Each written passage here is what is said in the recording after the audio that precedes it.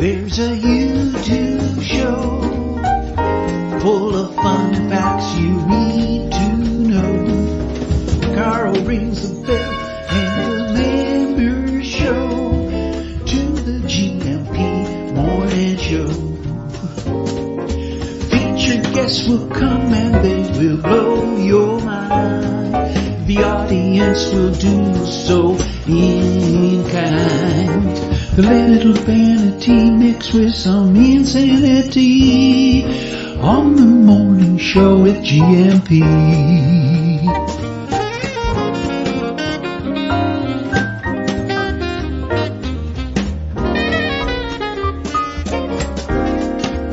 Hey, GuMPers.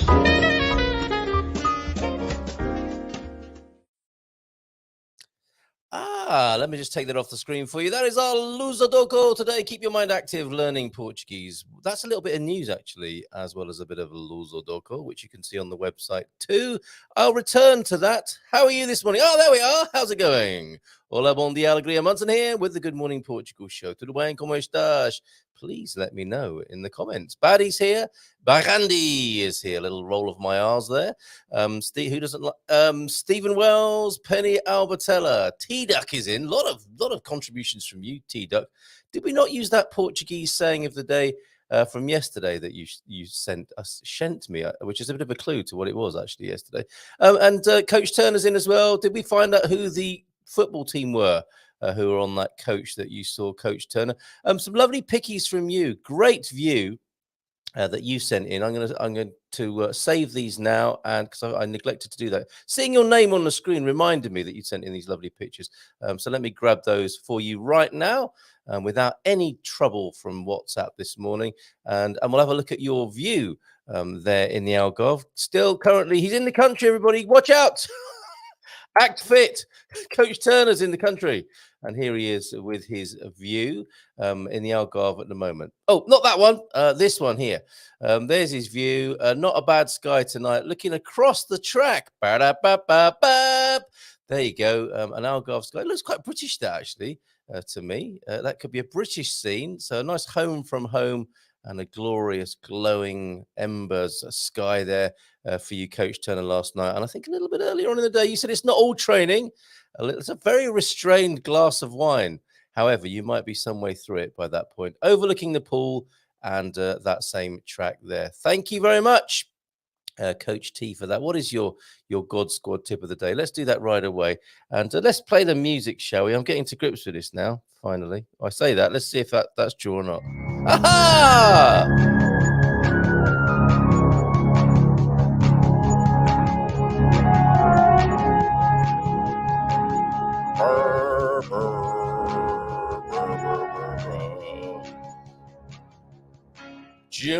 Doc, no, stop it. I still haven't sorted that bit out. Doc, morning all from, it's the Doc later on today. So let me put up the right banner for that.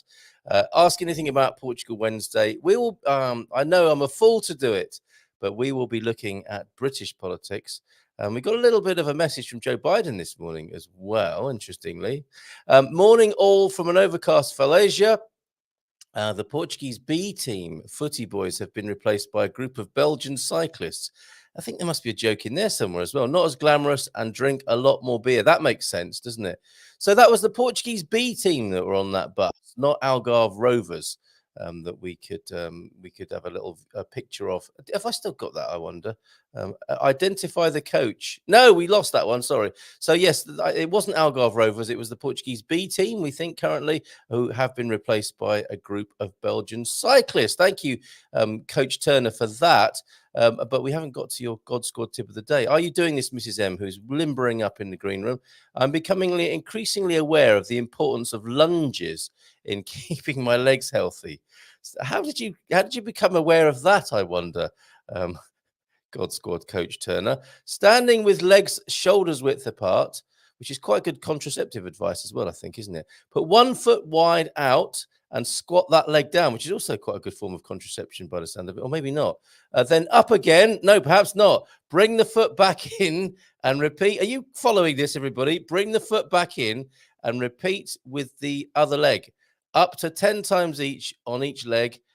Though, of course, if you've not done the exercise before, start slowly. Of course, hashtag start slowly. And if it hurts, stop. Mrs. M, I'm going to come to you in just a moment. Would you like to demonstrate this live on the camera for everybody? She's nodding her head horizontally, not vertically. No, thank you, she says. She would like to start slowly, I think, and not risk injury in front of everybody. Okay, let's play our music. I'm not sure that she's too keen on this music anymore. I love it, quite frankly. She'll be right here after this. Yeah, it's fair to say I don't always agree with Carl, but hey, this is a section about what he doesn't tell you. So let's have a look now, shall we?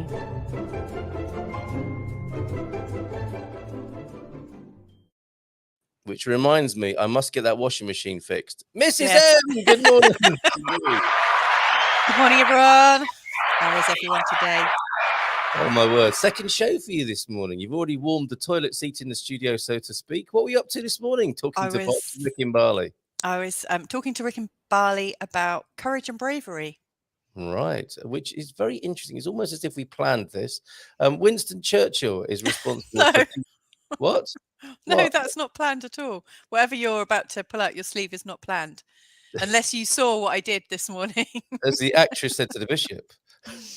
As the wizard said to the actress, success is not final. Failure is not fatal. It is the courage to continue that counts. You see, I knew you were doing courage and bravery this morning. And I thought when T-Duck sent in that deep thought of the day, it is the courage to continue that counts. Did you touch on that this morning? Yeah. Yeah, there definitely. Because courage. In so many different ways. But it's so funny. I mean, I always think like Rick is a close personal friend. I've known him for 12 years, and he shared something with me that absolutely took me by surprise. He shared with me that he saved 51 people from a boat that was sinking. Crikey. Yeah, and I've never known that about him. He's never shared that in all those years. You know, I mean, that would be on the ultimate brag list, wouldn't it, of courage and bravery? Yeah, I mean, it's the sort of thing that could get you drinks bought in a bar, isn't it? Yes. It might be worth chucking into the conversation casually, but amazing. I mean, he's full of surprises. He's quite an incredible fellow, isn't he? Yeah. He's lived an incredible life. Yeah, and taking it to a new level this morning. What are the circumstances? Dare you say? I mean, he didn't really talk much about it. He turned the tables right onto me. And started. How many people have you saved? No, not like that. But he turned the tables in, you know, not reassuring, but restating what courage and bravery really are. And you know, he was talking about the courage to stand up for who you are, and the courage to believe in who you are, and the courage to maybe stand outside of what people believe. Or what people like, the courage to stand out if you're a black sheep of the family. He spoke about the courage that every mum goes through. And it was such an open conversation that I was talking about holding a chicken as it passed away yesterday. And how I, you know, I just feel like I don't want any more chickens. I don't want to deal with any more chicken loss. And I've got puffy eyes because I spent a lot of yesterday crying, and then a puffy cheek from where my son accidentally head-butted myself. And then this morning, you know, he said, if you want to cancel, it's fine. And I thought, no, I really want to carry on. And then this morning we had this flickering screen, and I just thought, you know, it's absolutely against us to record. But there was something in me that made me want to just carry on.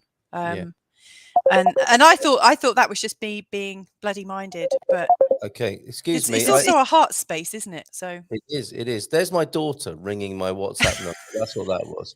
Do you want to have a conversation? I'll carry on. She will kill me if I put her live on the show. Now she should know, shouldn't she? That I do this every morning, which I've been doing for the last. But it's like the prophet is never known in their own land, are they? No, and that's another heart virtue, isn't it? I mean, Rick was also talking about, you know, the courage to go and move to another country, the courage to do, you know, what you might fear doing. A lot of us just take it in our stride. You know, we've moved to another country, but I tell you, the first time we got to Portugal and we had our first conversation with a Portuguese person, we both froze. For many months, we felt very awkward going into a cafe just to even order drinks. Yes. We were absolutely petrified, weren't we, for such It a is, long yeah, time? that's so true. And Yeah. now we don't walk past a cafe. We go in just to speak Portuguese. We've changed so much. It's Well, I fantastic. mean, like both of us speaking pretty good French, we're very comfortable. Like we've always assumed that we're good at languages, mainly because we'd always been going to France, I guess. I've had loads of French holidays, and I've been able to converse a little bit in Dutch before because my grandmother's Flemish, though nobody would know that I don't have a massive repertoire there. But coming to Portugal and having that very first conversation, in fact, it wasn't even at a cafe. It was, It was you know, like through a toll booth, as I recall, when we got fined €90 for driving through the wrong bit of the toll yeah. booth and trying to talk to the person on the other end. And we absolutely collapsed, and it felt like the end of the world, didn't it? It just Yes, felt yes. so dreadful. And so But we all have the courage. takeaway then is to what that you is just to keep going when you find yourself a little daunted by life circumstances. There's just some inspiration and energy that can come from saying, I can do this. I think it's a little bit more than that. I think a lot of people make decisions using the brain, and really what we were talking about is making that descent from, or ascent even, from head to heart, because that's really where true courage comes in. Like if you see someone's about to have an accident, like there's a potential accident brewing, and you might have a split second to think about it. Yeah. Usually it's the heart that takes control, and you just do what you need to do to save somebody or to save an animal or whatever. In any kind of danger, the heart is activated. But that, I think that's true courage. I think when it goes to our head first and we have time to think about it, it's not necessarily courageous. It's usually the result of a very deeply rational decision. And rationality is about odds, isn't it? And it's a calculation rather than your absolute instinct. So it was quite a deep morning, I would go with as far lots as of to say tears. it is the enemy. It's the enemy of love as well. I think rationality, and Yeah, it it's kills love. part of the condition I think that we are suffering from at the moment. But that's quite a controversial thing to say. And at 9 o'clock, Doc Thompson joins us to talk about British politics. So today could get very controversial and Yeah. edgy. I'm hoping we keep it at the highest level, everybody. And we've got a nice message from Joe Biden as well this morning. So goodness knows what could I haven't seen that yet. I would Okay. love to see it. Well, we've already got a 4. Let's see what T-Duck might like to do a pre-show and post-show duck rating today. 4 ducks at the moment. Please put in the emojis of your choice. I just can't find my aubergines at the moment, but I would give it. Given what you said, I've been inspired. It was hovering Give it around. hearts. Give it hearts today. Well, that's right. Yes, give us your hearts this morning. Out of 5. And thank you for that, Mrs. M. That's quite a start to your day. I think you should talk to Rick every morning, frankly. But then again, No, you don't. It would drive you up the wall if I got up at 5:30 every morning. You'd hate it that. puts you in such a sweet mood. Bon dia, Carla Gumpers missed the whole show yesterday. Busy night in work, went for a swim.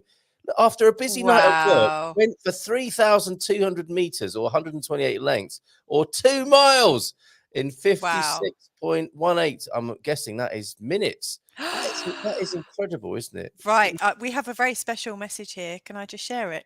Yes, you can. Go for it. Oh, look at this. Mwah, mwah, mwah. 5 heart rating. A 6 heart rating from St. Catherine there.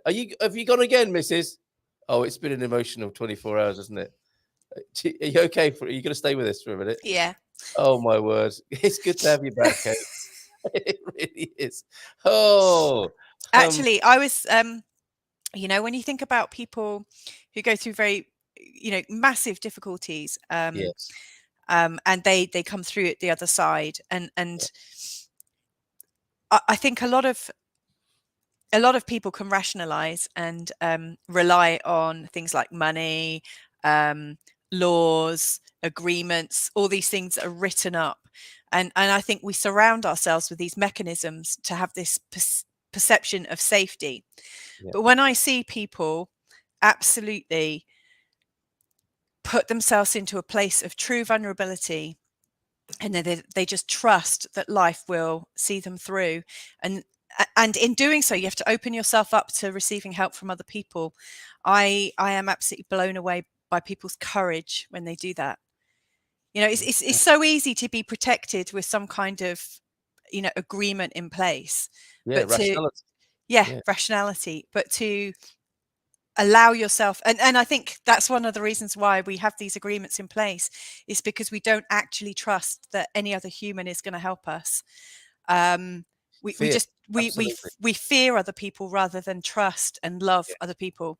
Yes. And so I'm blown away by people's absolute willingness to go into love and to trust other people. Well said. And it's 5 hearts from T Duck. Let's see if this works. 1, 2, 3, 4, 5. There we go.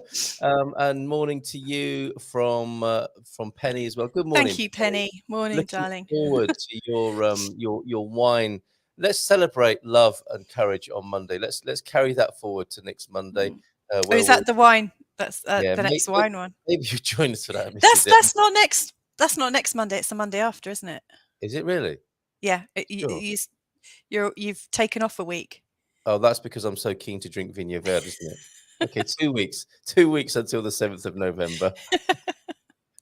Well, it's a lot. Oh, it's true because it's the Halloween next Monday, isn't it? Yeah. My goodness. Okay, yeah. Because I bumped into the bar owner of where we did the last wine tasting last night, and I said it was next Monday, and there was a surprised look on his face. Okay, so join us for that 7th of November, tasting Vinho Verde under the leadership. And it doesn't take much, I've got to say, to encourage Penny to drink a few bubbles. Me neither. So I'm so looking forward to that and us to setting a bad example. I mean, leading the way, drinking Vinho Verde 2 weeks from last Monday, a week from the following Monday. And it's also a double celebration because it is the 5th birthday of Penny's grandson, Cassius. Oh, another reason to raise a glass. Fantastic. Thank you, Cassius. 2 bottles of Vinho Verde on table 1, please.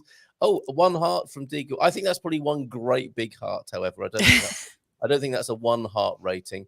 I've only 1 heart. You can have it this morning. Oh, bless him. Oh, bless you. Stop it. This is a real loving, isn't it? We need Jenny B here, don't we? It's turned out that way. She may hear a cry across the valleys. I need to tune in for some reason to the show this morning. Okay. Yogi Berra quote of the day: "To be or not to be, that is the question.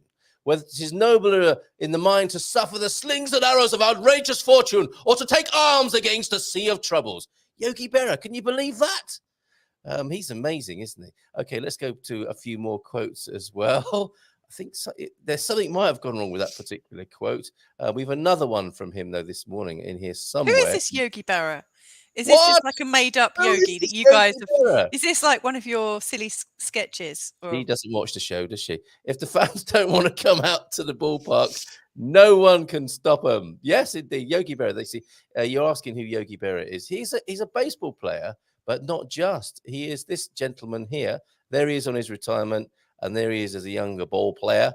And a great philosopher, a sage among baseball players and among humans, quite frankly. So thank you.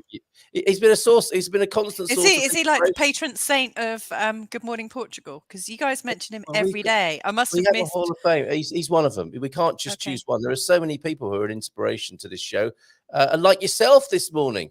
Quite frankly, Portuguese saying of the day. Actually, let me show you this on the website because on our own very own Good Morning Portugal website, it's on the front page, and that's what I try and do every morning. If I remember to do all the things I'm meant to be doing. There's our homepage where it tells you, are we on mission with this? Inspiring, informing, and entertaining. I hope we are. And you can see just above the fold there, as T-Duck put it, the Portuguese saying of the day, which is antes não começar que não acabar, which actually means, we can't see it, love. I can't see it. Too small, is it? Shall I?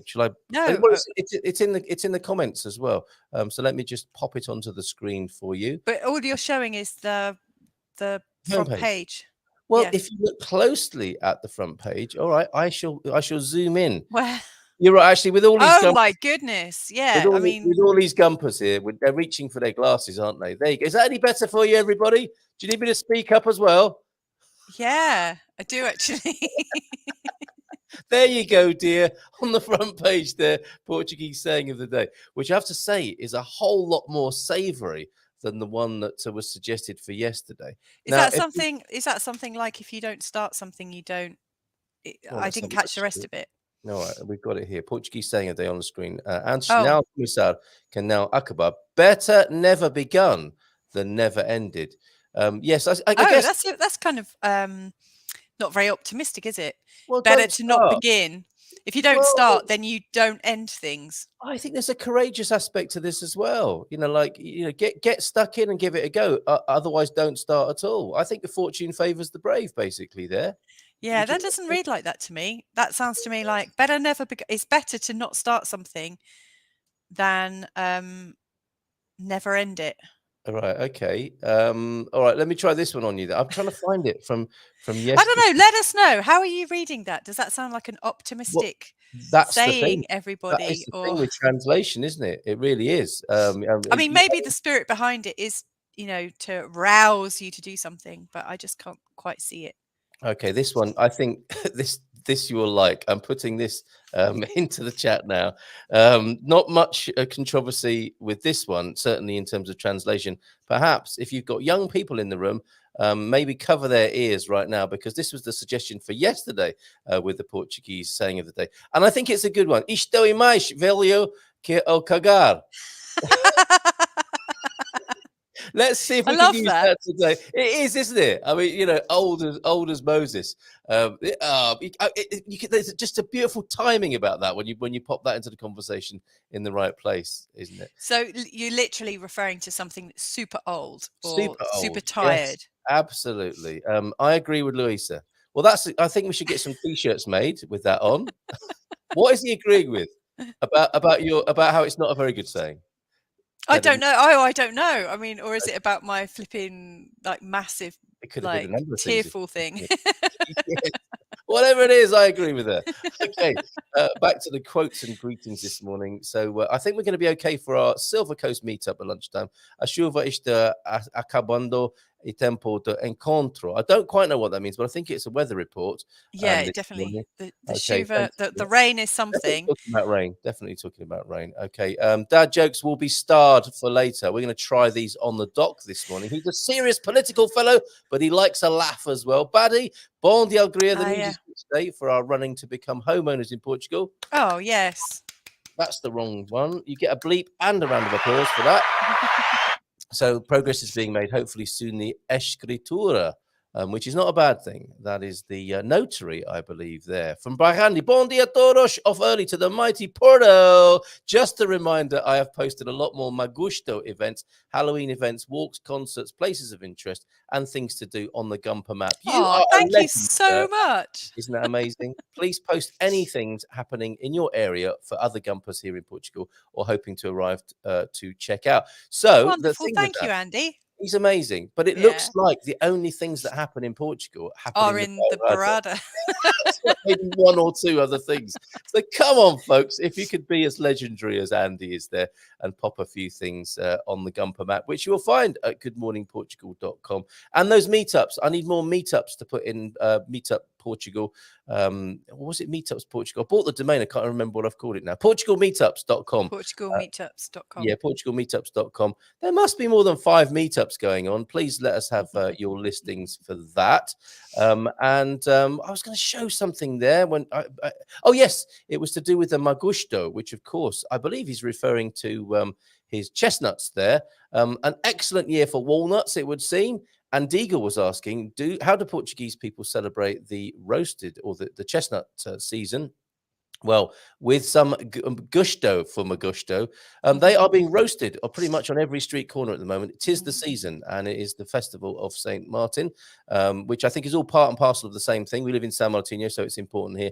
And the gentleman who sells fruit on the corner, who had some lovely big melons in the summer, now has some grapefruit and oranges and things. The man with the big melons and the hot nuts is at your service in San Martino de Porto, everybody. That's what the tourist board here should employ me with copywriting like that, shouldn't they? So yeah, definitely celebrating chestnut season here. It was great yesterday, wasn't it? If you didn't catch this, please do. They were so helpful yesterday, weren't they, Bill and Marcus, and their great big hospital adventure. That's getting a lot of plays on our YouTube channel. Please subscribe to that as well. Bon dia todos. Good weather for the warmth of those GIMP suits. He's still not got this quite right, as it is. GMP GuMPer, not GIMPer. Jeff Jackson, yay! Jeff is in as well. Bon dia, Carl. Doc, I think he's come for the talk about British politics. And Beira Clitoral is the place to be. Clitoral. It's literal. Of course it is. You said clitoral. I certainly did not. That's how it sounded. And I was going to say, I shall check and I'll watch the replay. But these guys can check. You know what? We're being absolute. There's so much. There's this on the screen as well. Hold on a minute. What's this? Sorry, I was trying to. I didn't mean to put that on the screen. I was just. No, that was me that did that. Who doesn't love like, lovely big melons? Byra, look, it's literal. Don't be silly. It can't be clitoral, can it? And I was going to offer to look for it in the replay, but obviously I wouldn't be able to find it.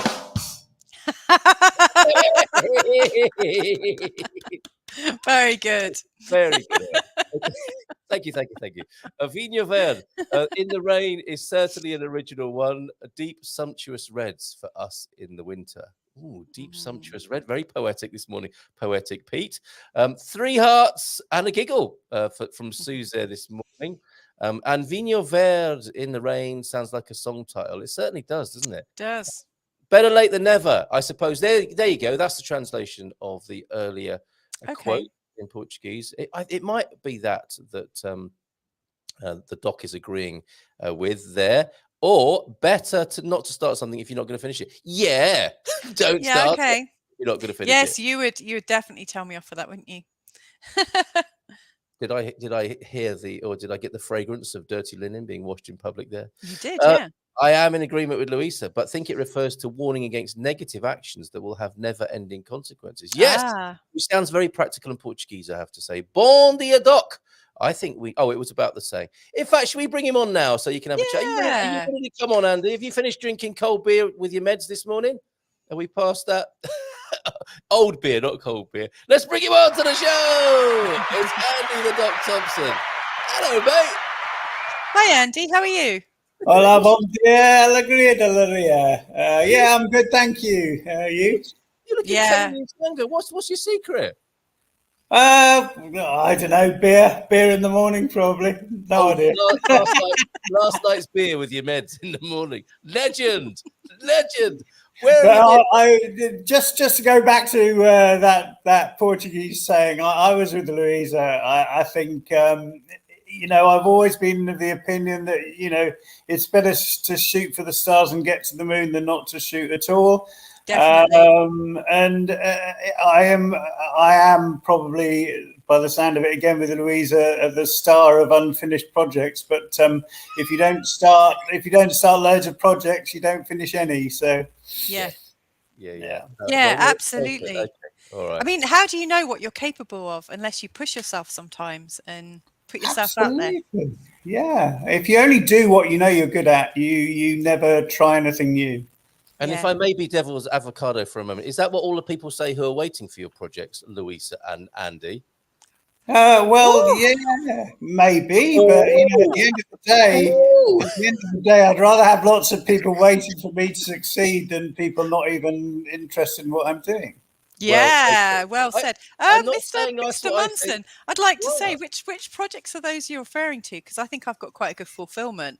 Hey, no need to take it personally. I was just being devil's advocate there. Because I think balance. To use devil's advocate, I would say. I mean, you have this saying. What is it?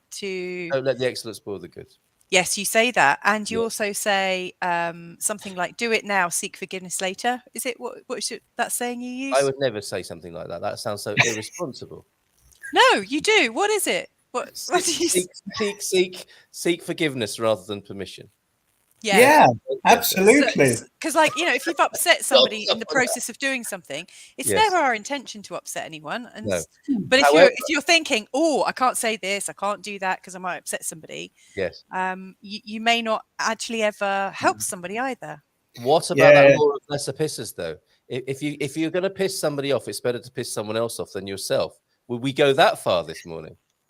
Well, I've always found myself saying sorry more often than please, and therefore, I'm absolutely with the forgiveness rather than permission.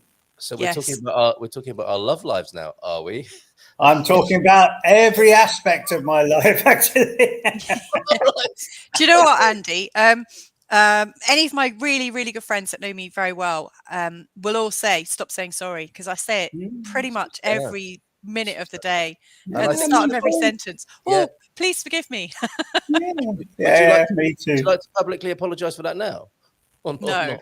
Okay. In advance or what? I'm growing. The rain is ending in time for the meetup. Look at this. That's good to know. Fantastic. Yes, thank you. And bon dia doc from Victoria as well. It's so good to have you here on the screen and not in a dogging site halfway between Marinha Grande and Well, first of all, normally I'm up a country lane halfway between here and Marinha Grande. First of all, I need to say sorry for last month when I was nowhere near a dogging site. I was actually in my parents' apartment with very, very poor reception in Leicester. I also need to give a shout out to Lorraine, who's joining us from the UK. And Leona, who's still in bed and possibly watching us on YouTube. I don't know. Hey, I just say I love the face cream that I got from your lovely wife. I put it on. I mean, I know my skin looks terrible today, but that's because I've been headbutted by our 3-year-olds. But yeah, that's a fact of life, isn't it? I remember those. Yeah. But we there's been a slight hiatus because of our travelling and stuff, but we're back on preparing those. Well, the owner's back on preparing those fantastic skin. They are on our website. Bramblebees range there, where you can get the beard balms and the lovely creams that Mrs. M is talking about there. That's in the GuMPer store, and we're looking forward to more innovations. And I imagine a little bit of Christmassy action. Would that be right? I think that's a fair bet. Yes. Stuff. Okay. The people won't let it lie with the Portuguese saying this morning. The saying about beginning and ending is as Portuguese as it gets. Don't start something if you can't or won't finish it. I can imagine an elderly Portuguese lady saying that to her Portuguese husband. Avó saying that to avó. It applies on so many levels within the culture. And also the other part of the corollary works as well, though, doesn't it? In the civil service, in bureaucracy here, definitely start something, but don't ever intend to finish it. Don't expect it to be resolved. Expect it to ever end. Absolutely.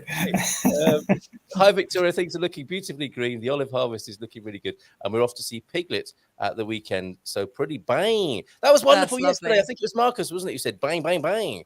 That's the way we roll here. And definitely, Beira Litoral is a place to be. Don't forget to check out their lovely Instagram site as well. Okay, we have a message from Joe Biden because we're going to be talking about British politics and decoding British politics. I have a request. I do have a request for you, Andy, to be as objective and balanced as you possibly can be. Talking, no chance. You're not going to always. Whatever. I'm always as balanced as I can be. Well. What did he just do to me there? I suspect not very then this morning, but we will attempt to talk about British politics because it's in a sorry state. I've described it as being on life support. And I think we might even have another Prime Minister this morning. So let's just check out this message from across the water, from the United States of America, from the President, no less. And whether it's the United Kingdom or just today, we've got news that Rashid Sunak is now the Prime Minister. Rashid Sudoku. Sunak, fantastic. That's not really him. That's somebody's messing you around. That's a bit of fun. I don't think that was a comedy sketch. It sounded like he was referring to a Star Wars character. So, is there another Prime Minister called Radish Sudoku, or is it still Rishi Sunak? I think it's possibly Rishi Sunak, the guy who is twice as wealthy as the British monarch, who could pay himself £1 million a month for the rest of his life and still have half his wealth left over. I mean, how this person can possibly understand what it means to be an ordinary British subject in these times is laughable. Absolutely laughable. There goes the balance then straight away. Nice try, though. Nice try this morning. I think that's actually very balanced. I think that is balanced. You know, Okay. how can someone with his great wealth understand people without it? Right. Okay. A bit like the kind of let them eat cake. What? Yeah, Nobody's got cake. Don't be an idiot. To be fair, if you're a UK billionaire with all your assets offshore, you wouldn't want somebody poor in the top job trying to advise on your affairs, would you? Yeah, but the majority of voters are not. The majority of voters have not got assets offshore. They haven't even got assets onshore. Yes. Well, they should. Oh, I see. Yeah. Okay. All right. Yes. Fair enough. Okay. We can see where this is going this morning. If you've got any questions about British politics, which I would say is on life support, we have a doctor here who has a few suggestions about how to bring it back to rude health. And actually, this isn't just about British politics. It's about politics across the whole of across the whole of the world. Yeah. All across the world, we have a wealth extraction machine that's called capitalism. And everything that's happening at the moment is designed to concentrate wealth in the hands of those who already have it. Yeah. And whether that is whether that is in the UK, Brazil, Russia, or dare I say Portugal, to a greater or lesser extent, that is what happens. And let me just take an example of what is happening. Okay, we have had untargeted support for people through COVID and now through the energy crisis. So here in Portugal, very welcomely, I received €125 in my bank account unbidden. I thought, what on earth is this for? And eventually realised that this was this untargeted support for residents of Portugal, whereby every person who has a finances account and has their IBAN entered in that account is getting €125, right? So yeah, it's welcome for us. We're not billionaires, but neither are we worse off. For the wealthy living in Lisbon, €125 is a good night out. For a poor person living in central Portugal, that's a week's income. Yeah. Well said. Well said. So that's what's going on. There's a bit of helicopter money going on in Portugal. But this money will be repaid. And who will it be repaid by? Not the people who avoid taxes. No. The people who work and pay taxes. Yes. So it's a wealth redistribution program from the poor or the lower paid to the wealthy. Yeah. Well, and you say it's capitalism. I mean, it seems that every political system seems to end up as that, doesn't it? That would appear to be the problem here. That wherever people organise themselves with any sense of political power, that is the dynamic that seems to follow soon after, unless we have any other notable exceptions. Well, we I think we can have arguments about whether socialism or communism has been attempted or whether they've been perverted before they've even got started. But if you read Marx, who in 1848 predicted the accumulation of capital, the concentration of capital, the reduction in the return on investment. And if you look at the way that capitalism has grown, typically capitalism grew by expanding markets into non-capitalist societies, so underdeveloped societies, and then the communist East, who were subsumed into the capitalist market structure. And when all that, there was nowhere else to expand to, and we haven't yet learned how to colonize the aliens in space. We've colonized the future through massive debt, and now we have got none of that left. Traditionally, the only way that you've been able to grow as a capitalist enterprise or a capitalist country is either to devalue your currency or to destroy another country's productive capacity through war. That's Yeah. what we call civilization, isn't it? Yeah. Where It's the most uncivilized thing ever. Yeah, It is. interesting. And that's a very interesting point you make there about colonizing the future. That's what there is, isn't it? Yeah. Yes, very interesting. Okay. Like just knocking it down the road for other people to pick up the tab Seems for. to be what's going on, doesn't it? Seems to be what's Andy, going on. I wanna ask, like what happens to the health of people in these kinds of systems? From your like sort of bird's eye view as a doc. I mean, Yeah. like what are the health outcomes? Like so if you had somebody that doesn't earn as much versus somebody who's got a massive wealth and they both have the same condition at the same time, what's happening there?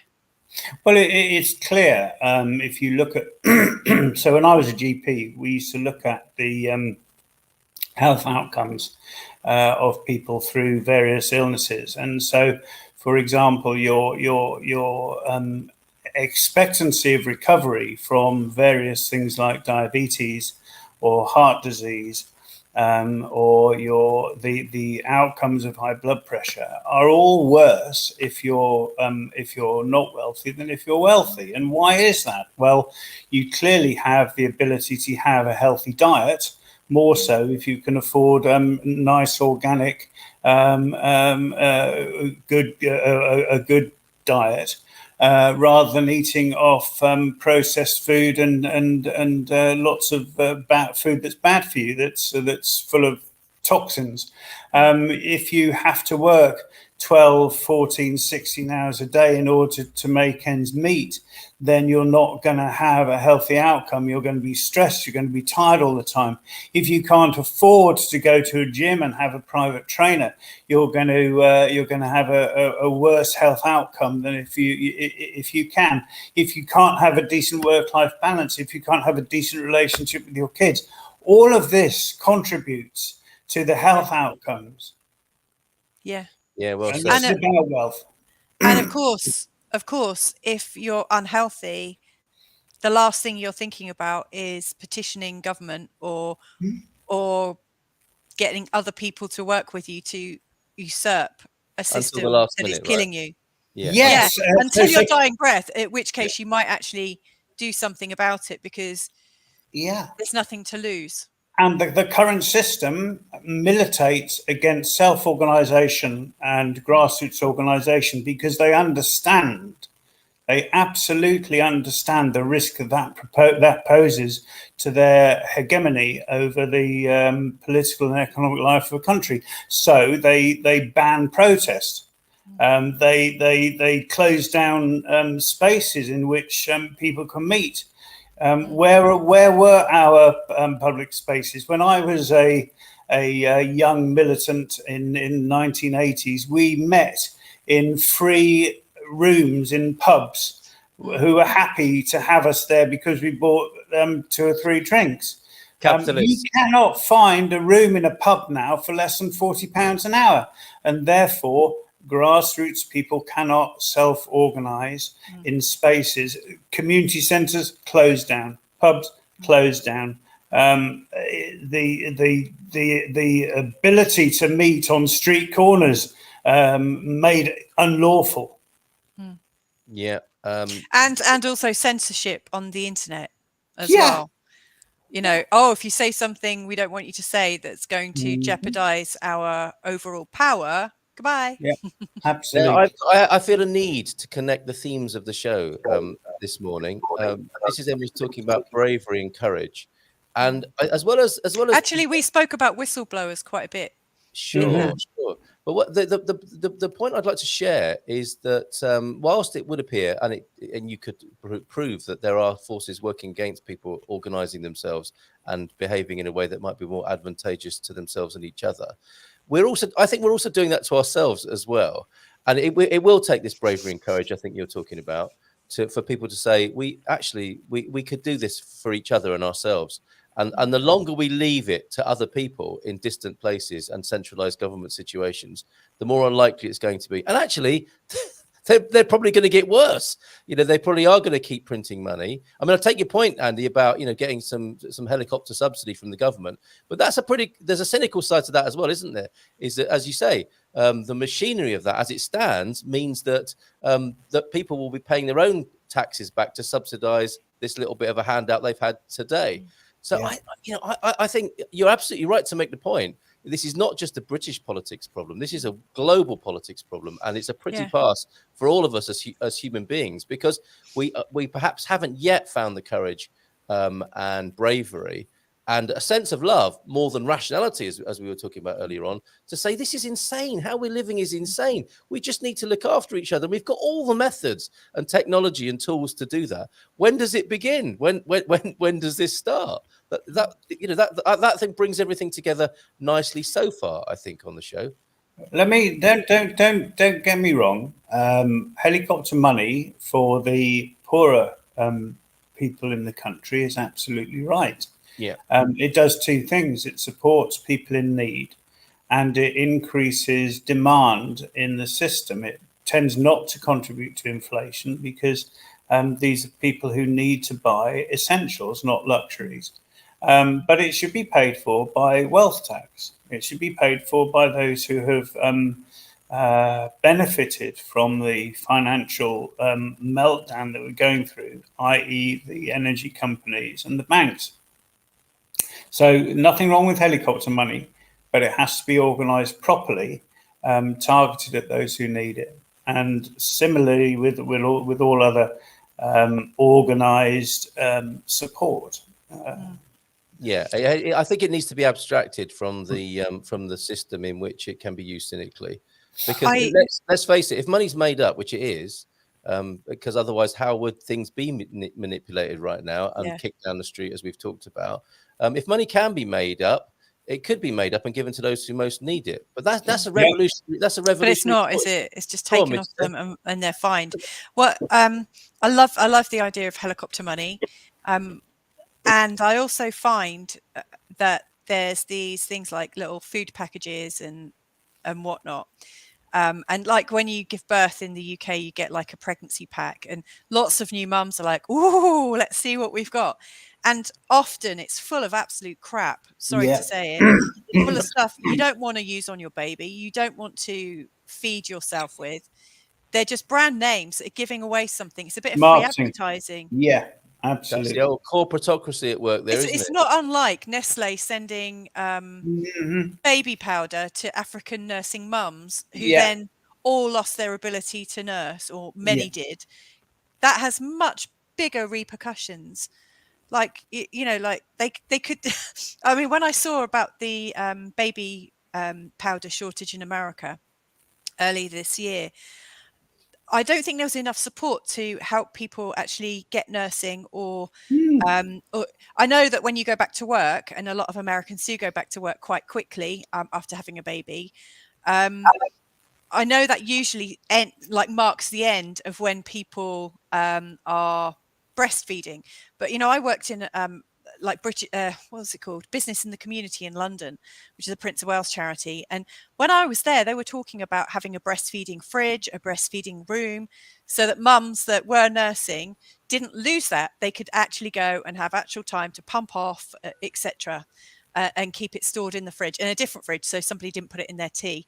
Because it's like in work offices, everyone nicking each other's milk.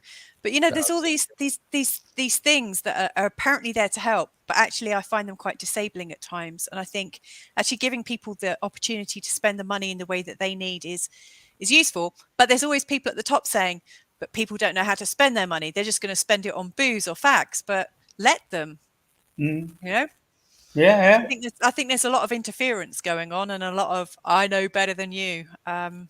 Anyway, which is why surely we need to close. Sorry to call you both Shirley there, but why we need to close the circuits and do this brave, courageous love thing without it turning. I mean, we make our own sort of political bureaucracy, and we, in our own way, we colonize the future by saying the solution will come in the future. when in fact we could do a hell of a lot now, Yeah. which we're possibly afraid to do. Lots more to talk about here. A lot of comments coming in, as you would expect on a subject of this kind. Good night. We'll catch the rest on replay. Have a great San Martino de Porto meetup. All. Thank you very much for that. An alarm just went off in here, Mrs. M. On your phone. Was that for an important thing? Is there a It cake? is actually. I need to get Minnie to her music lesson, so I must go. All right. It's in the Thank goodness school for run. that alarm. Fortunately, the school run is just from the living room to the back study room, isn't it? So, well done. Yes, they're doing pitch today in her music lesson, so she'll be gutted to miss that. All right, it's lovely to meet you properly, Andy. Likewise. Take Okay. care. Bye, everyone. All right, don't forget to smash that like button. This will take us into a new audience possibly today, talking about British politics. Always risky to do so, often divergent. Let's see what we can do to find common ground this morning, because I know that for sure. I know that people have very different and polarized views in this community when it comes down to talking about politics. But actually, in the heart space, they're all the same. That's the fascinating thing about politics, Andy. And you must have recognized this after years, decades of political struggle or campaigning. Actually, people want the same things, don't they? They've just got different and funny ways of showing it. Do people want the same things? I think people pay lip service to the same things. But I'm not convinced that deep down that actually Boris Johnson or Jacob Rees-Mogg want the same things as myself or Jeremy Corbyn.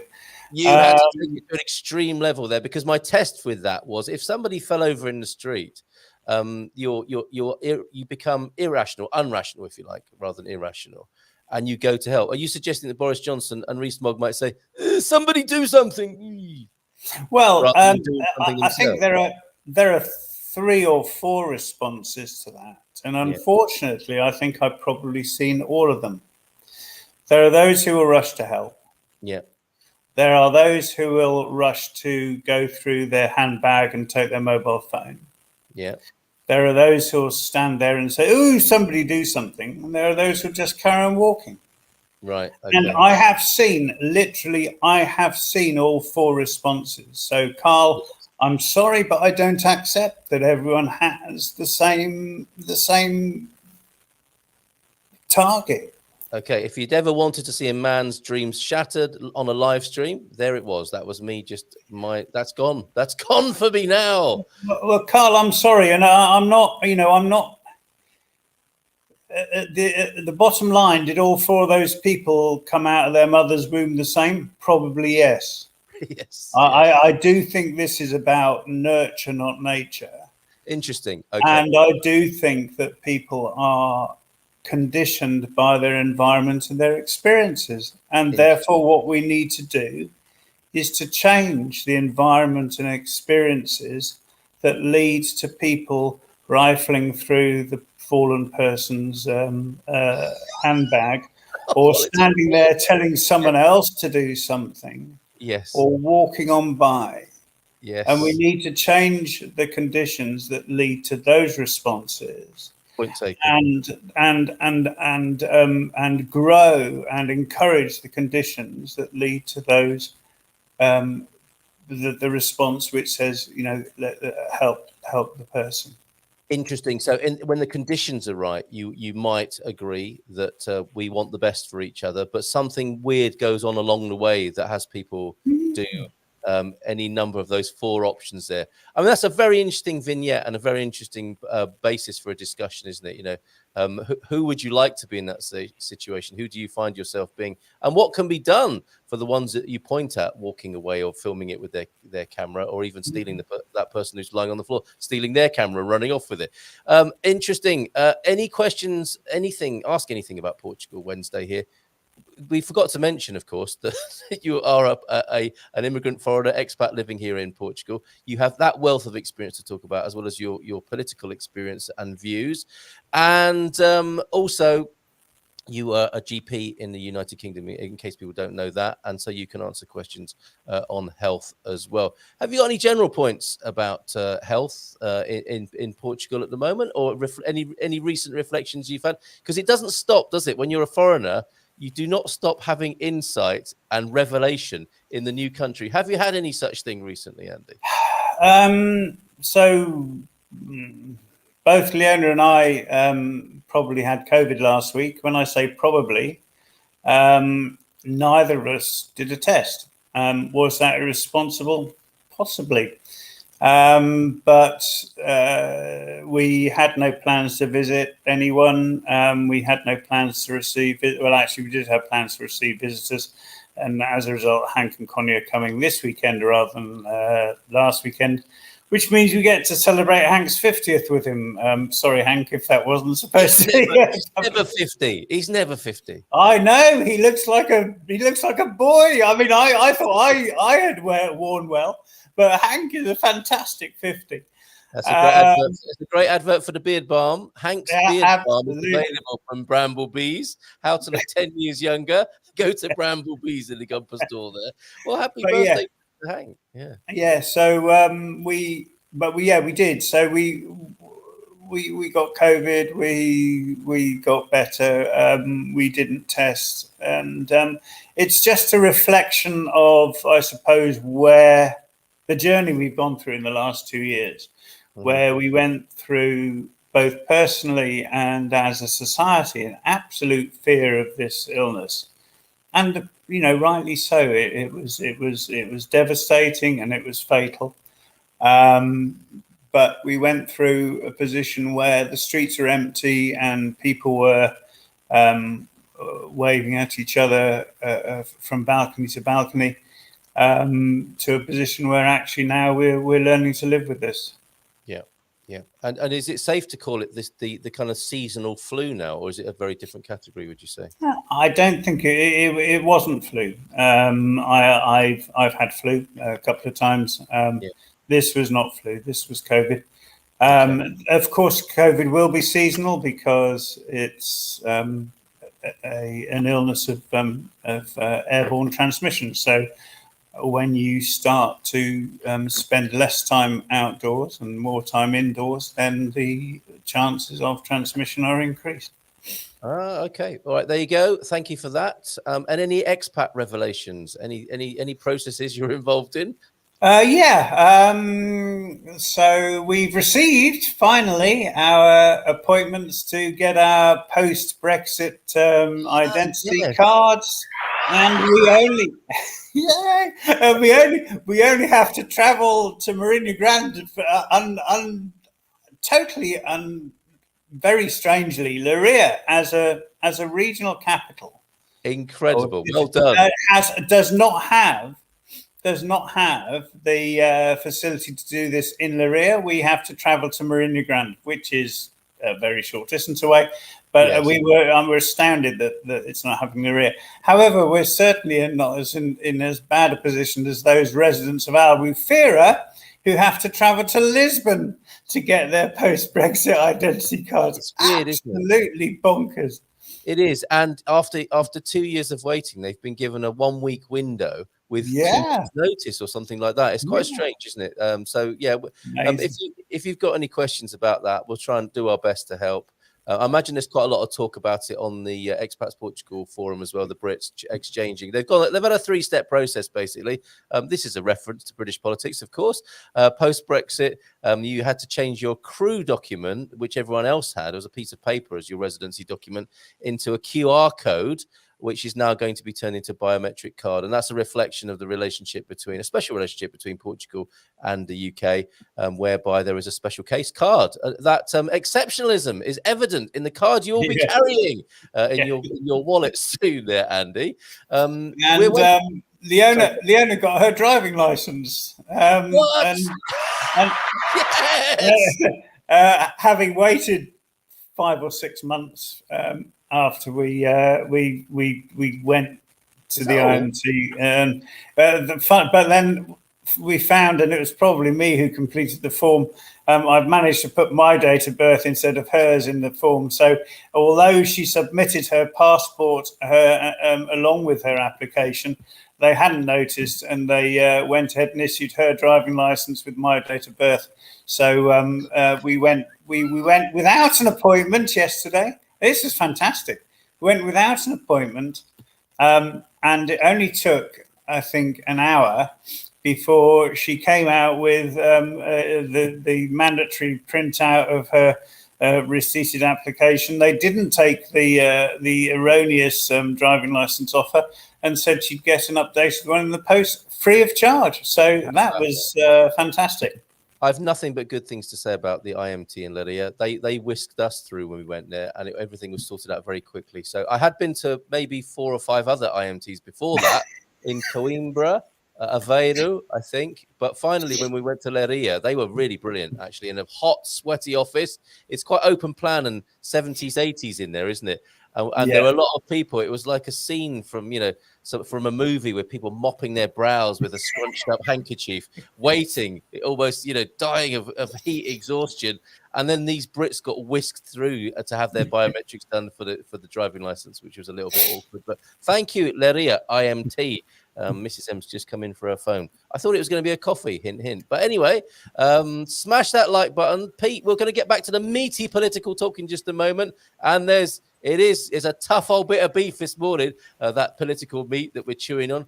We are waiting a little while to finish the fencing. So there's some big old fencing, which can be seen from space, I think, at Pete's place.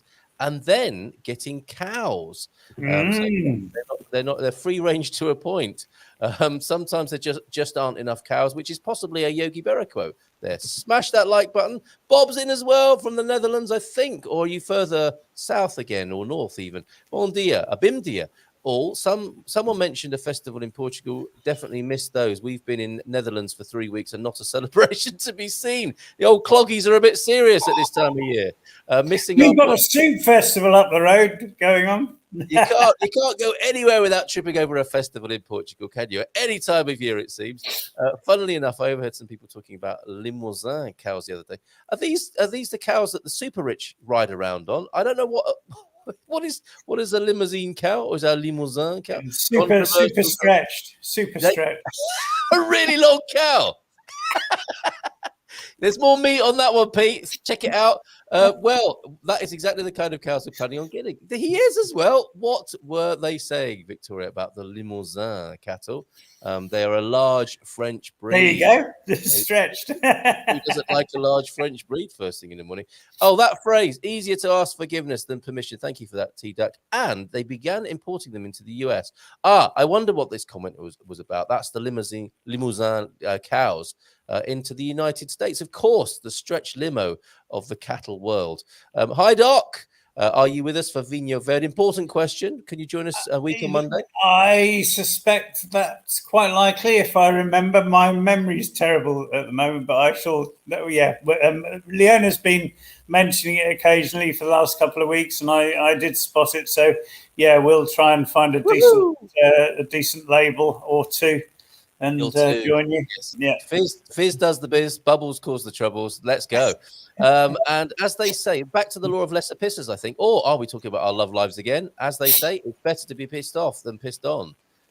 Yes, I mean, and that's down to the world of polar choices. Hopefully, we can live in a world where nobody gets peed on, and that's partly what we're talking about this morning.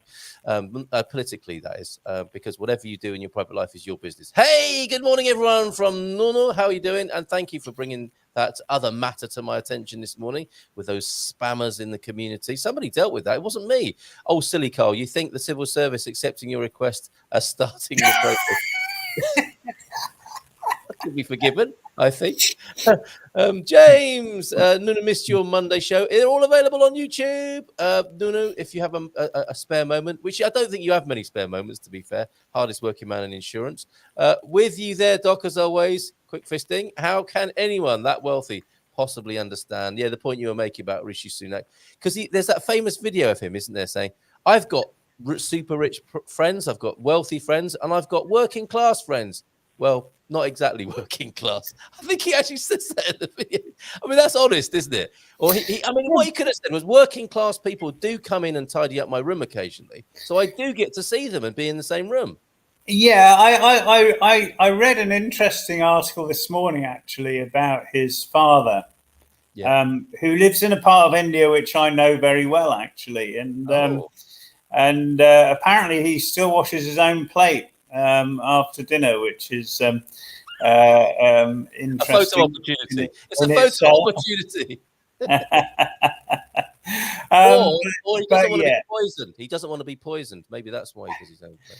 I mean, as I say, someone who has twice the wealth of the British monarch and could pay himself £1 million a month and for the rest of his life and still have half the wealth left over without getting out of bed in the morning, can't understand what it's like to have to hold down or try and hold down 2 jobs and look after 3 children.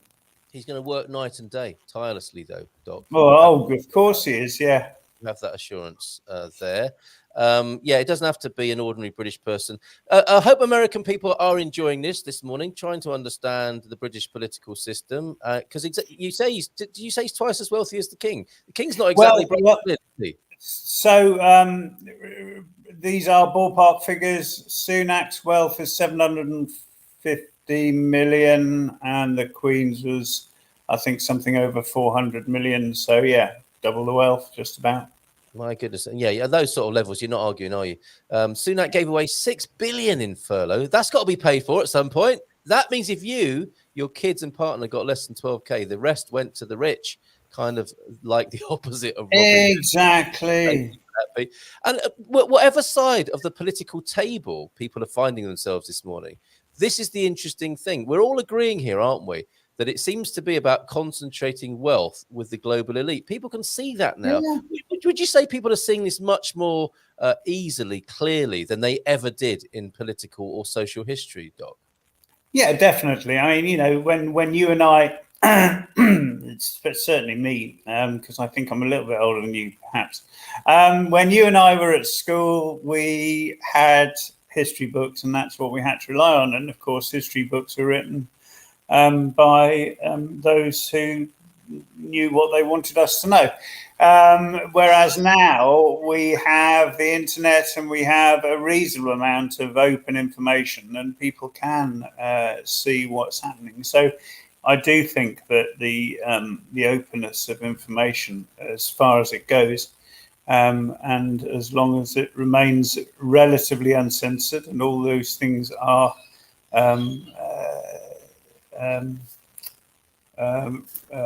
what should I call it? Sorry, my word finding. Anyway, those things all being relative, they are still very useful in being able to expose what really is happening in the world. Now, yes, people are more aware. I'm just and that's a great thing in many ways, isn't it? And but of course it leads to a bit of a frustration and pressure, which we will no doubt feel the evidence of in the coming times.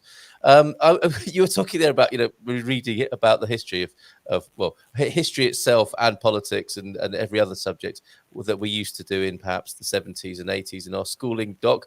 I'm thinking in our junior school or infant school, we'd have had the Ladybird book of British politics, wouldn't we?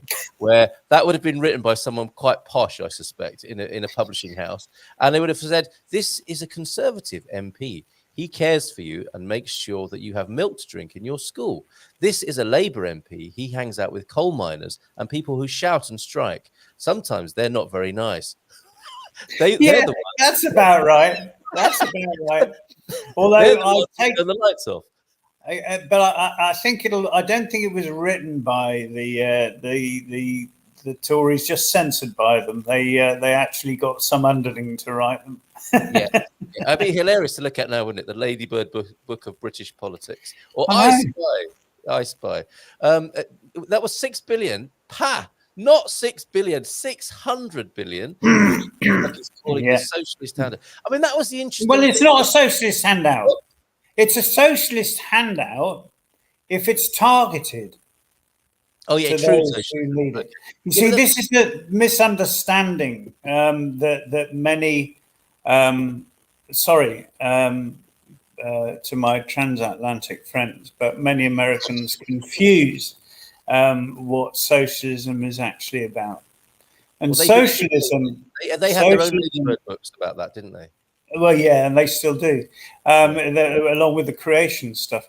But socialism is is about taking from those, or not taking. Actually, it's about contribution by those who can, and giving to those who need. So it's from everyone according to their ability to everyone according to their need, not a handout which goes to everyone willy-nilly, which then places everyone. By everyone, I mean everyone who pays tax, and or who has to suffer from a cap on their benefits. That it places them in the position of having to pay for it ultimately. It's so fascinating, though, isn't it? Because I saw Jordan Peterson taking apart a question the other day. It was hilarious, as it turns out. But it was a bit like this one here. That's called a socialist handout. What you seem to be saying, Doc, is it depends what you mean by socialist. It also depends what you mean by handout, as well as that called and a. And this is where we get to, isn't it, with these political discussions, is that people are often falling out over the definition of a word and the context in which that occurs. And I think socialism is a very different word in the United States as it is used in the United Kingdom, which will, of course, be lost in translation. But that's not. I'm not trying to take away or undermine anyone's political views. But I think it's an interesting point on the nomenclature, isn't it? And how it is in the United States. People, these are the people you should be hiding under your bed about, right? The socialists and the communists. That's how you'd have been brought up, I guess. It's about communication, and when words stop meaning the same thing to different people, then they lose their ability to be useful communication words. Indeed. So we have to stop being lazy in the way we speak and be more precise and perhaps more drawn out. And I'm sorry, that's one of my failings. But it would be easy for me to say, yes, I want a communist system. And for 75% of the people who are looking at this saying, oh, my God, what a terrible idea. That's right. And then cancelling him like that. Yeah, exactly. But if I explain what I mean, yes, then I probably regain, hopefully, a majority of the audience. Well, that's not going to happen this morning at 9:45, but we might have longer political discussions together. And I think, the emphasis being on discussion and conversation. And I mean, whichever of those four people you are that we talked about, I think it's important to get those four people around a table, right? That's perhaps the nurture you're talking about. The education is like, what's going on here? What's really going on here? We can be quick to judge those four people for all sorts of reasons, but surely the juice and the meat and the breakthrough and the wisdom and the revelations and our future, our common future, will come from meaningful conversations together rather than more polarity, more division, more name calling and all that sort of stuff. I think the socialist handout thing it's not 6 billion, it's 600 billion. Wasn't it interesting, Doc, that it was what appeared to be the most socialistic Tory government ever? Yeah, and I understand that argument, and actually, but within the constraints that we have of capitalism, you can't make those kind of handouts because they have to be targeted, because you have to recognize in capitalism there are those who need the help and there are those who don't need the help. And actually that will always be the case, but it's more so under a system that has placed people at a position of considerable disadvantage before the COVID crisis hit us. If we go back to those four people, that analogy comes from two specific points. One of them is people look at me quizzically when I say my politics come from my early religious beliefs and background, and of course that the first example of that is the parable of the Good Samaritan. Who all the so-called good people pass by, and it's the Samaritan who picks the person up and takes them off to the inn and says to the innkeeper, look after this person, and if you need more money, I'm going to be back next week and I'll pay the rest. And the second occurrence that analogy stems from is when Leona and I saw someone fall from our balcony, saw an old person fall. Not fall from your balcony. No, they didn't fall. We saw it from the balcony. Didn't see someone fall from the balcony. We saw from the balcony. We saw someone fall on the pavement. An old lady, and a young person rushed over to them. And as Leona pointed out at the time, if we had been in the middle of Birmingham, we would have wondered whether they were going to run off with their mobile phone. But actually, we saw this person pick this old person up, take them to the nearest bench, go and retrieve their phone and bag and take them to the person and sit with them and make sure they're okay. And that was the difference between a society which, for all its faults here, is much more community and socialist in its outlook than the society that we came from. Interesting. And it should perhaps be noted as well, is being drawn into the same neoliberal kind of socialism that many countries we're talking about as well. And again, that I think requires bravery and courage from the people of the country to maintain that, right? That is an act of bravery, isn't it? To recognize and want to preserve and live that, rather than have our heads turned by these bells and whistles political promises that seem to be all the rage. Like you say, wherever you go in the world, it's an insidious and slow process, isn't it? Moving things into the center, which is dressed up as a kind of socialism or progressiveness, but actually is exactly the same thing that everyone seems to be agreeing about here this morning, that the wealth is being siphoned upwards. It's not trickle down. It's a siphoning up, isn't it, of wealth from everybody to a few people. That would appear to be the common ground this morning. Thank you, everybody, for that.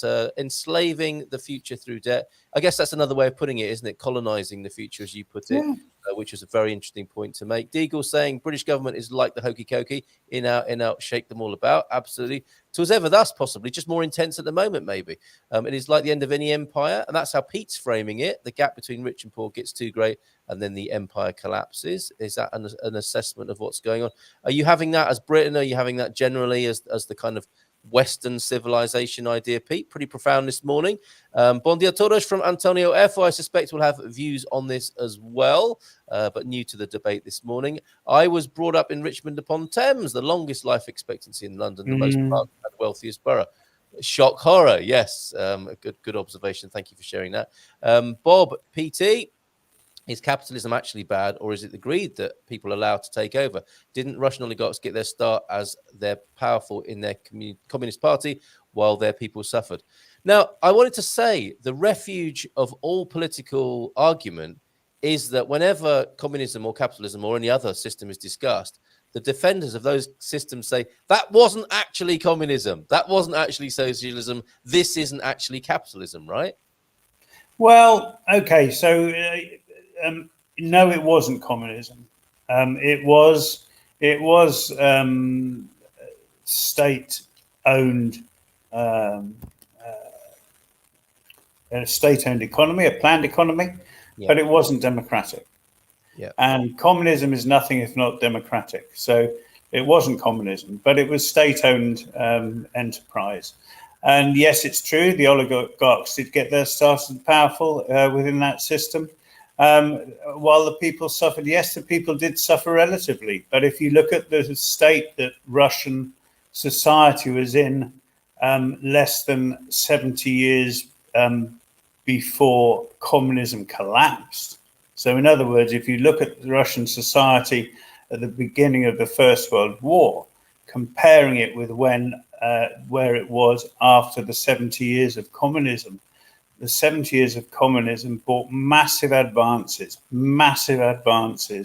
in Russian society in terms of living standards, in terms of education, in terms of health, and in terms of the productive capacity of society.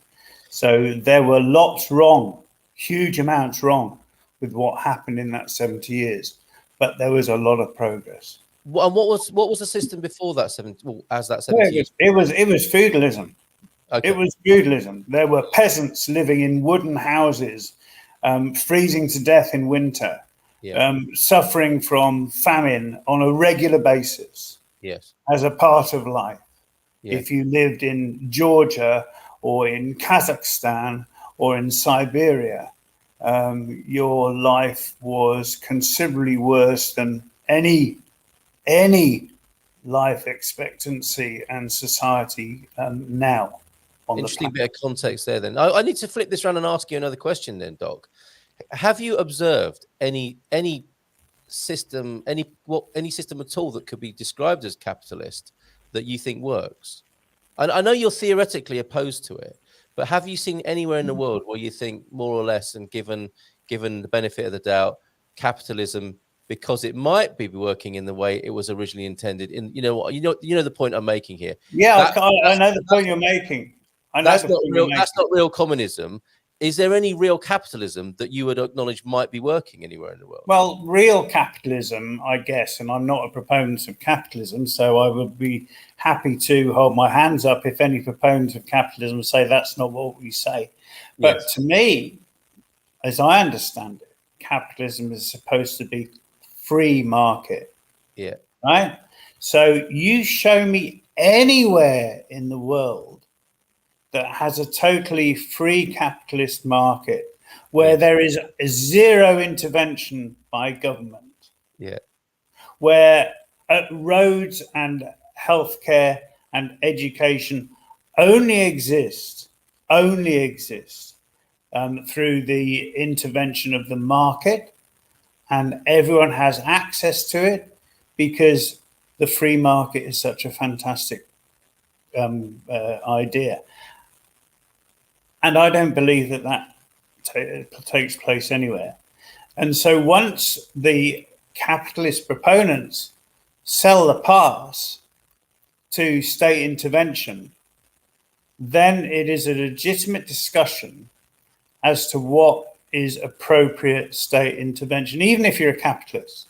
Yeah. And so unless you're saying that we've never had capitalism because it's a free market, it's supposed to be a free market economy, but that has never existed, so we don't have that example, then you accept that everything in between, pure capitalism, pure communism, which has also never existed, everything in between is just a variation on a theme of trying to meld the two systems.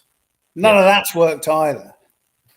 Interesting, isn't it? But it does lend itself towards the idea that, as I understand it, the mother of all parliaments might have a left and a right side that discuss things and come to consensus through a democratic process. That's not a bad hybrid, is it? Well, we don't have a consensus. We have a dictatorship. We have it. Well, even if the mother of all parliaments came to consensus, that parliament is only elected by a minority of the British people anyway. It's not a democracy. That's no mother of all parliaments. That's what we've got, isn't it? But it's a plutocracy. Yes. Controlled because the electorate are controlled and the system is controlled. It's not democracy. We need a new settlement. We need a new system, whether that be in the UK, whether it be in Portugal, whether it be in the United States, where they definitely need. I beg your pardon. No, and there we go. Understanding what we're talking about. I meant mother of all parliaments in the archetypal sense, not the one that's called that, which is masquerades as one. Let's move on though, because other people want to speak here. The food one is very interesting because things like bananas are cheaper than chocolate bars, vegetables are cheaper than meat, but it seems like poor people still opt for processed food. Marketing, conditioning. Well, yeah, but you also have to define the word cheaper, because if you have to spend time preparing food, and you are also working 12 hours a day, then actually the ready-made or ready-prepared processed shit is actually cheaper than something you have to spend an hour preparing when you are exhausted and trying to stop a 3-year-old crying and a 5-year-old beating the 3-year-old and a 7-year-old going off to smoke. So that adds the expense of that apparently cheaper meal. Yep, there you go. Thank you for that assertion there, Darren. Maslow's hierarchy of needs, keep us struggling for food and shelter, bring in laws to stop us protesting with 10 years imprisonment. This will be Penny's analysis of British politics at the moment. Bloody awful fascist state now. With spiralling food, more and more eating lower grade quality food, this cost of living will quickly become the new health crisis. I'm sure you agree with that. Only 20,000 at the Rejoin March on Saturday. To be honest, a little disappointed in the lack of revolutionary activity. Did you fly back, Peter, for that? Joao F. No, you flew here a few years ago. Good move. Bon dia, Antonio F. Chegou tarde ao comício. Our Portuguese friends took it to each other. We love to see that. Will we be meeting later? I think that was. I knew that. It's unbelievable that UK government has not done a windfall tax on the energy companies. Oh, don't get us started, Darren Live. For some of the unexpected profit, they are asking the general public to pay most. There's a pattern there, is there not? And if I give you 100 quid and myself 20k, it doesn't make you richer. It allows the rich to buy your assets. Furlough was the biggest wealth transfer in history. Smart move, Radish Sudoku, who was the architect of that and seems to have been rewarded, I think, with his new job. Profit. High risk anus wasn't the other name you. Stop it. That's immature. We're better than that, Doc. Profit. Yes, Deagle. Yes, Deagle. Profits are unpaid wages. The core of what Marx said in Capital. Here's another core. The core of what the Tories do is move money from the poor to the rich. So they're on target. You know, they are living up to the picture you paint there, to be fair.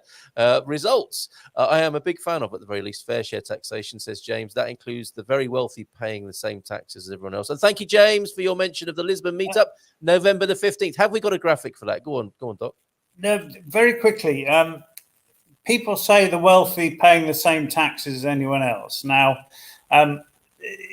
then you get people saying, "Oh, but the rich pay more tax than anywhere else in anyone else." And you have to define what you mean by more or the same. The same to me means the same percentage terms. Yeah. But actually, when people say, "Oh, the rich pay the most taxes," they mean in absolute monetary terms. Yes. And actually, what I want to see is the rich paying more taxes in terms of percentage, because they can bloody well afford to, and because they've stolen it from the rest of us in the first place. Yes. Okay. A good point. Well made. Chris Rattenbury. Hey, he's my boxing coach, or he used to be. Why can't we have a retreat over here? We'll have a white collar boxing retreat for us old giffers. That'll be a lot of fun. Bring the gloves, Chris, especially for the political talk afterwards. Mrs. Tompkins is asking to see more younger people on the show. Respectfully, Mrs. Tompkins, we are younger people than you are. Is that not good enough for you? Joao F. Sorry, but that so-called progress of communism was achieved at the cost of millions of deliberate killings does not convince me. I am no capitalist. And hold on. What the hell have all the wars been that capitalism has exported across the world other than deliberate killings?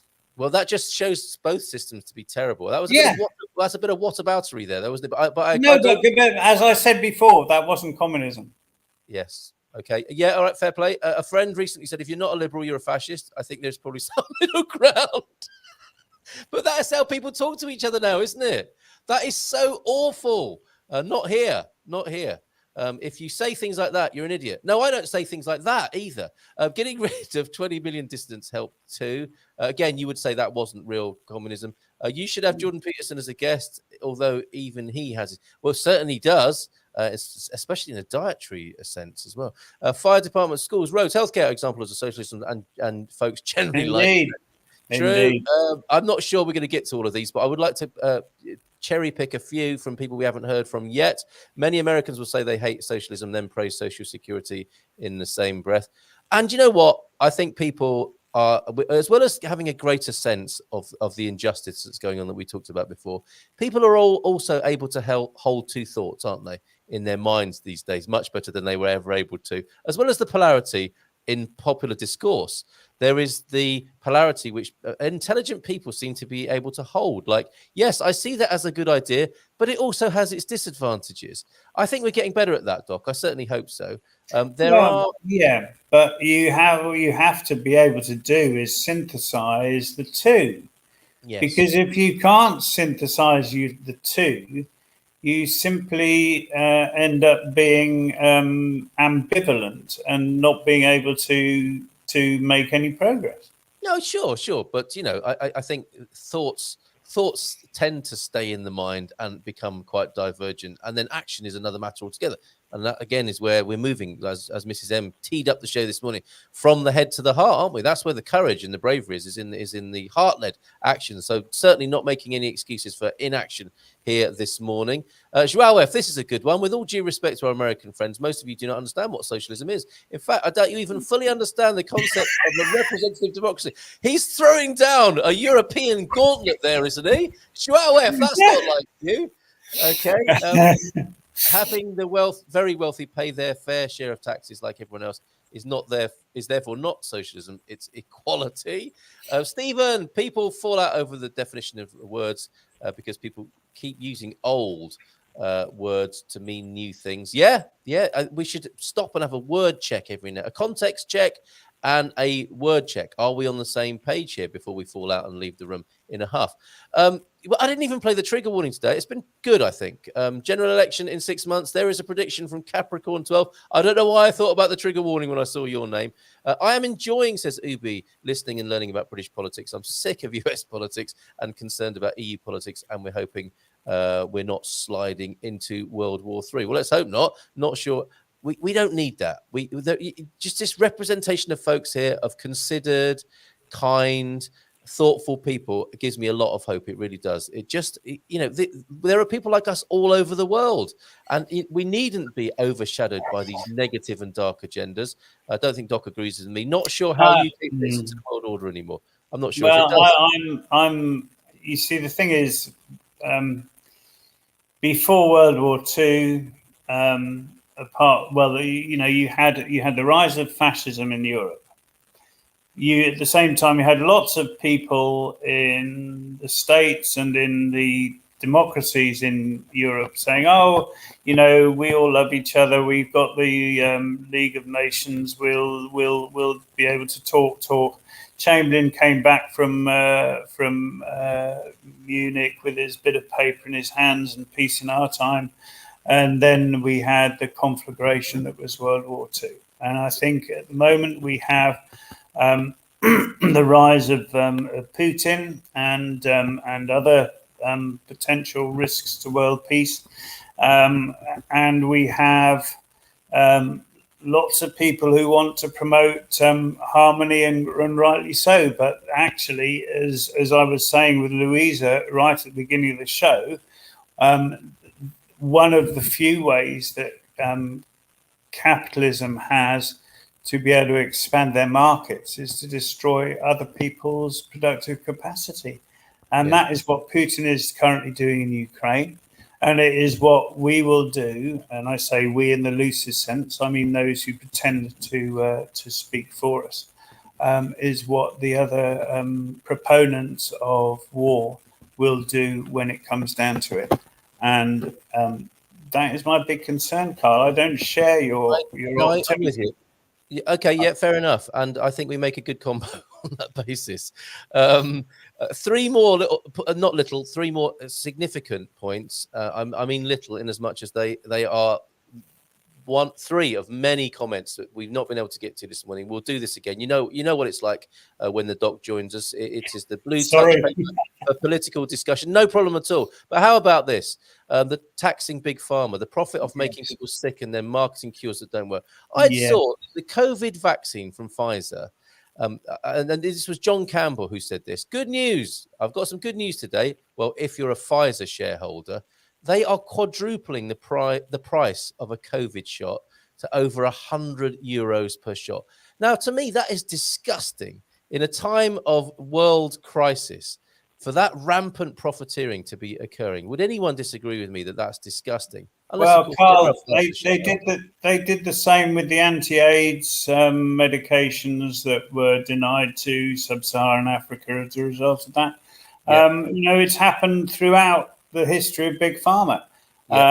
They will make money off people's illness, and Pfizer shareholders and there are other rampant Big Pharma companies available, will profit. And but you ask people in America about the cost of healthcare and how many people die because they can't afford it. Yep, it's a disgrace. This said, I still think a one-time gift of €125 won't solve anything on the long term. It's a cheap way of government to look good on the photograph. And I can see a photograph of you there, Doc, proudly receiving your 125 with Senor Costa's arm around your shoulder and the president on the other side. So there you go. Good boy. There's your €125. Finally, then, a nice little tangential question, characteristically from Fiona. Great to see you here this morning, Fiona. And you, Francis, thanks for popping in. Doc, how do we start the process of changing the environment which causes this disconnection from heart-space kindness on a political landscape? Great question. And I want to leave the show on that note this morning. Oh, and we're going to do the dad jokes with you as the palate cleanser. So to answer that in a sentence or two, there are two things I think are necessary. The first is connect with your local community and encourage discussion, find ways of promoting community meetups to encourage important political questions. And secondly, find ways of linking that up in a political movement, whether it is part of a pre-existing political party or whether it means growing new networks with other community groups. One way or another, we have to repoliticize our grassroots. Otherwise, we leave the stage open for those who merely want to control. And that's what will happen. So be sovereign and step forward, be courageous. To link the themes of the show, be courageous and brave in your own lives, your own families, and in your own communities, I think is the takeaway this morning. Let us thank you so much, Doc. I think a very interesting, tempered, balanced, and insightful conversation between all of us this morning. So thank you, everybody, for that. I think it's nice to let off a bit of political steam every now and then. We don't tend to go there every day because we could, and people do, don't they? I mean, you just can keep talking about this sort of stuff. But great to have you back. Great to be talking on this level, and a lovely conversation between everyone this morning. Lovely, possibly not the right word, but fulfilling, enriching discussion, I hope, for everybody this morning. Dad jokes then. What sort of response, generally speaking, for you with the groan of dad jokes? I mean, I imagine you like to unleash a few of these yourself on a car journey. I'm not a great humorist. I enjoy dad jokes. I enjoy lots of different jokes, and I enjoy the occasional non-PC joke. But do you? I'm not a great source of jokes, I'm afraid. All right, well, I do manage to come up with the occasional one, but okay. I tend to be the one laughing loudest, which makes me wonder about my sense of humor and whether or not it's appreciated by anyone else. And everyone else in the room's wondering that as well. So the test for you then this morning is to not laugh, given what you've just said. All right. So can you try and keep a straight face? Think about Margaret Thatcher. Okay.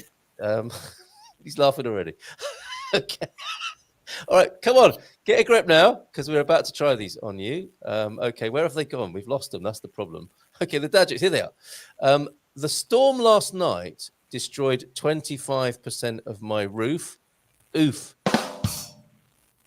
Just a slight smirk and a nod of the head. I think thinking about Margaret Thatcher naked is helping. Bigfoot is often confused with Sasquatch, yet he never complains. Nice eye roll, Doc. And when your girlfriend comes home in a white suit smelling like honey and covered in bee stings, you know she's a keeper. That's good. That is good. You got more material there. And finally, a who knew? Mr. Potato Head was the first toy to be advertised on TV. There you go. We're talking about consumerism and corporatism, weren't we? Boo! Yeah. The Potato Head, despite all the joy that you've given children, you're part of the rot as it set in earlier on in American history. Oh, what we're talking about? Potato blight. Do you recognise this? Today's generation has no idea who lived here. Which American lived do you recognise that one? And I hope it's not of a cancelled and embarrassed. Was it Roseanne? Wasn't Roseanne? I don't know about that. What else have we got? Or was it the? I was going to say, if it wasn't Roseanne, it might have been the Golden Girls. All right. And if anyone, oh no, the sofa's not big enough. Look, if anyone's complaining to you today about being on your cell phone all the time, because I think Darren was saying he's addicted to his cell phone, just show them this. Just put this on your phone and show it to them whilst you're looking at it. Just break away for a moment, engage them with eye contact and say, look, this is what the times were like when people weren't staring into their cell phones. Not a cell phone in sight, just people living in the moment. Much more honest interpersonal transactions, I have to say. Exactly. Vulnerable, authentic, and open. Thursday evening, understanding Portugal's new digital nomad visa. Gilda was amazing last night. It's a funny thing for me to say and be heard out now saying. But there you go. She was amazing last night. To the point. And she'll be back again on Thursday. Expat Portugal webinar, 7:30. Book up for that. Understanding the new digital nomad visa, which is a sensation in the visa world at the moment. Point of order. I did a video about pastel de natas, and I called them pastel de natas. Thank you, Maggie Santos. Pastéis de nata. Pastéis de nata, yeah. Of course, the correct plural there. And what's this? I can't read it. Oh, look at this. Look at this. Somebody trying to stick it to the man. It's not quite working out like that. I left my job today. I couldn't work for that man after what he said to me. What did he say? You're fired. That's quite enough for that. Doc, great to have you back. And we'll see you next month. You're a resident of the all-new independent Republic of the Good Morning Show. Ciao for now, everybody. Thanks for back. Ciao. Do some more of your comments over the outro. Take care. Have a great day, and bye for now. Well done, Andy.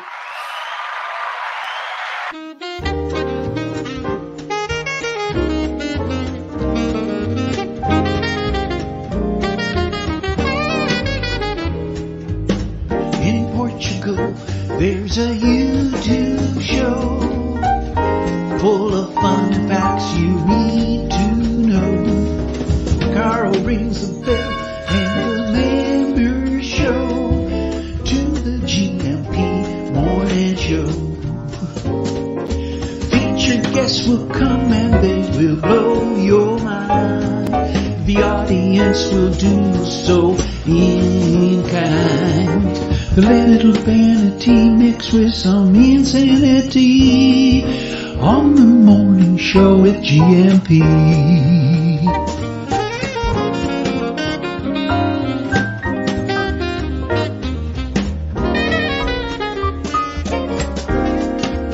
Hey, GuMPers.